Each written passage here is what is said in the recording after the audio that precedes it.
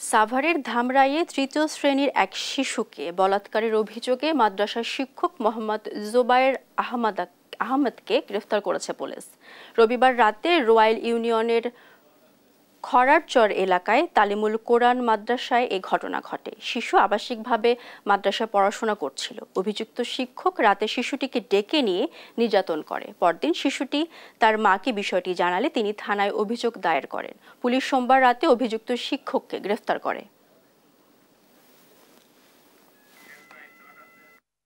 রোয়াইল ইউনিয়নের খরারচর তালিমুল কোরআন মাদ্রাসায় একটি ছেলে বলাৎকারের শিকার হয়েছে।